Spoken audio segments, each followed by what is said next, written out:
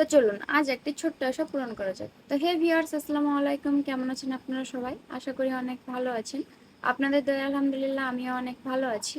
আমি মাহি, আমার নতুন একটি ভিডিওতে আপনাদের সকলকে স্বাগতম জানাই। তো আমার বোনের মেয়ে এখানে আমাকে শিখিয়ে দিচ্ছিল যে হ্যালো গাইস বলো আম্মু।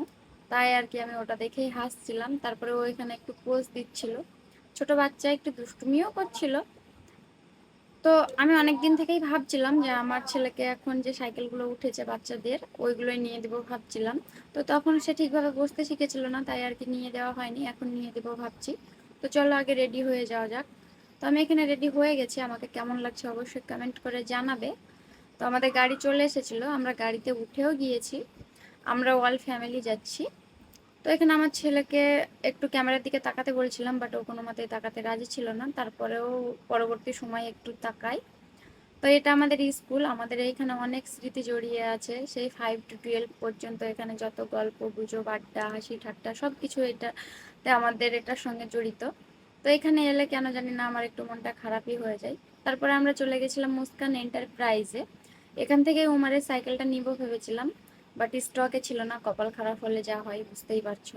তো এই দোকানটা অনেকটাই বড়। তোমরা এখানে মোবাইল থেকে শুরু করে AC, fridge, washing machine, Godrej, sofa, আলনা, ড্রেসিং আলনা, তোমরা এখানে যাবতীয় দৈনন্দিন জীবনের জিনিস পেয়ে যাবে। অনেকটাই বড় দোকান, কোনো সমস্যা হবে না। ঠিকানাটা হলো দৌলতাবাদ ছুটিপুর মোড়, জুম্মা মসজিদ, তেঁতুলতলার কাছে। তো আমার মোবাইলের গ্লাসটা ফেটে গিয়েছিল। তো আমি ভাবছিলাম যে মোবাইলের গ্লাসটা লাগিয়েই নিই যেহেতু এসেছি।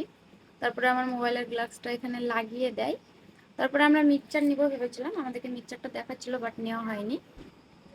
তো আমরা সবাই মিলে চলে গিয়েছিলাম সুমানেস ক্যাফেতে। এখানকার ভিউটা অনেক সুন্দর, এলে হয়তো বুঝতে পারবে তোমরা।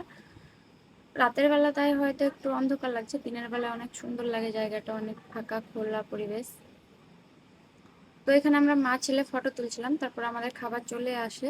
এখানে আমরা নিয়েছিলাম চিকেন কাবাব, বাটার পনির মশলা এবং বাটার গার্লিক নান। তো তারপরে খাওয়া দাওয়া শেষ করে আমরা বাড়ির দিকে রওনা হই। আমাদের ভিডিওটা কেমন লাগলো অবশ্যই জানিও।